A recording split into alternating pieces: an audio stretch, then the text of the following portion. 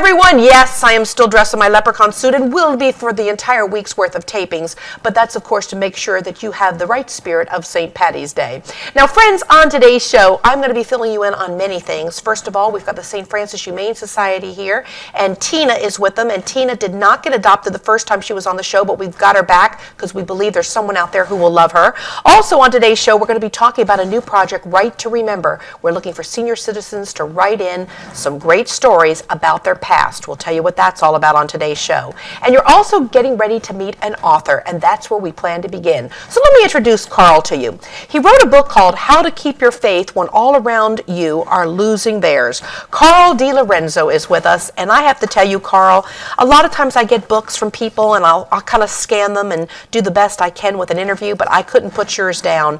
I enjoyed it so much. It reminded me of my own past and the way we used to live with my grandparents, and all the stories that you talk about in here brought back great stories for me. Welcome to the show. Thank you. First of all, tell us why you wrote this book, How to Keep Your Faith. Well, a few years back I started noticing that my own children had some issues with the Catholic Church, and as a result it appeared that they were withdrawing. And so I decided to let them know that I had lots of issues, and I had struggles with my faith over the years, and I wanted to document what those struggles were, and I wanted to share it with them.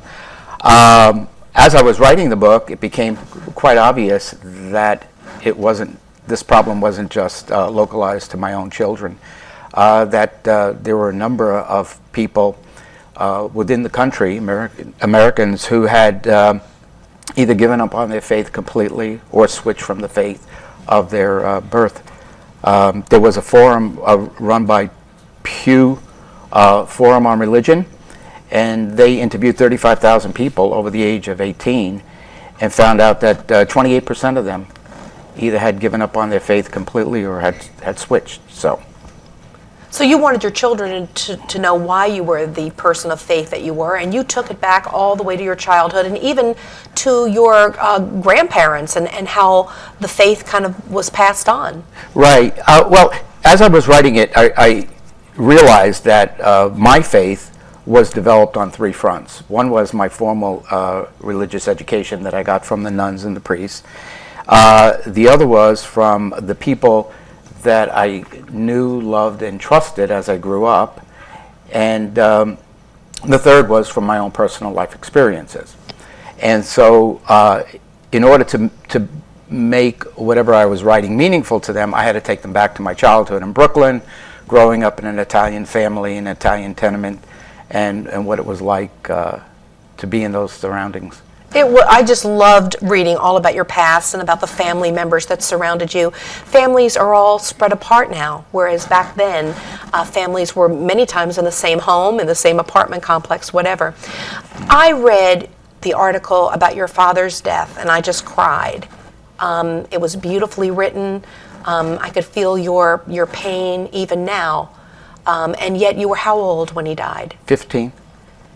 And what that meant to you, and even some of the things people said to you, you know they meant well, but when they would say things to you like it was God's will or God needed him more than you did, and those kind of painful statements. Yes.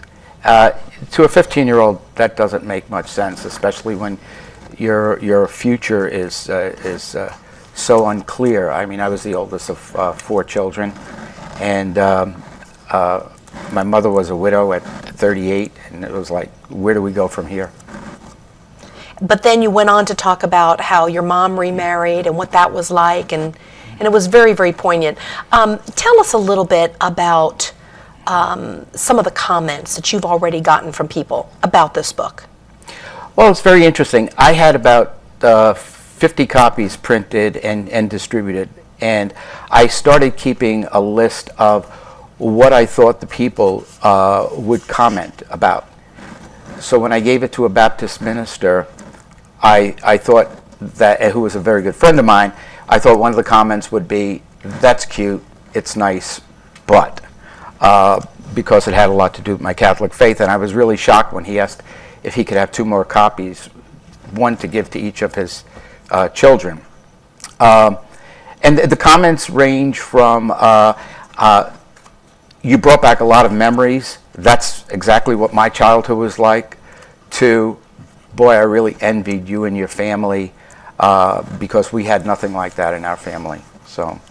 You also talk about, on page 53, I flagged this one here, about how you know you're in God's hands, that there was no doubt you and your wife were scheduled to be in New York City when the 9/11 attacks happened, but instead you wound up being here, changed your plans, and you were here at a party in Murrells Inlet, and you know that it just wasn't your time.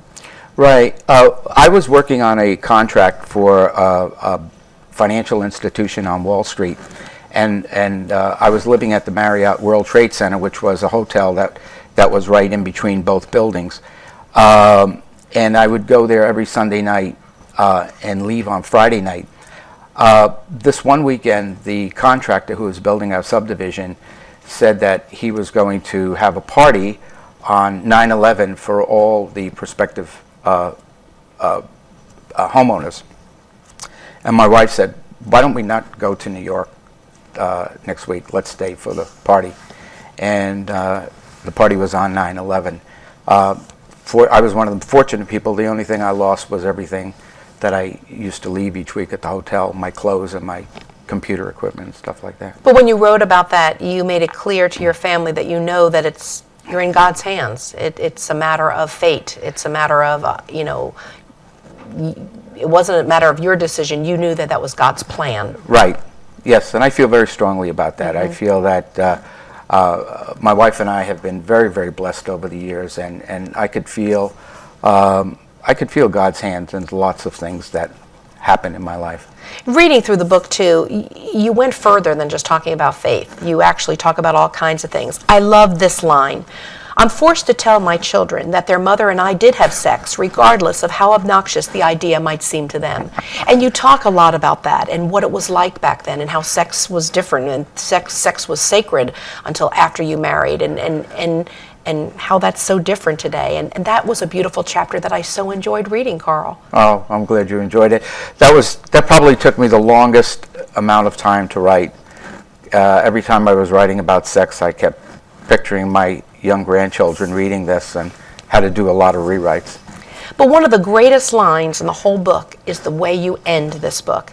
It says that when you face God in heaven, you hope he will say, and I quote, "Come on in. You screwed up a few times, but it was fun watching you try to do better. At least you tried." Carl, that's just beautiful. I mean, that's the kind of book that this is, and that's why I wanted people to hear some of these lines. They will enjoy this because they will relate to it. Don't you want to encourage other people to do the same? Yes, absolutely. Absolutely. It was one of the greatest exercises of my life to sit down and put all that in writing. How can people get their hands on a copy of this book? They can go to alexibooks.com or the call in at the telephone number on the screen. Got the phone number on the screen. That's Carl's number. He will be glad to get you a copy of the book. I can highly recommend it. It's a great, delightful read. It will bring back lots of memories for all of you who reads this. Carl, thank you for sharing this with me. Thank you for having me. I loved it. It was delightful. Best wishes. Thank you.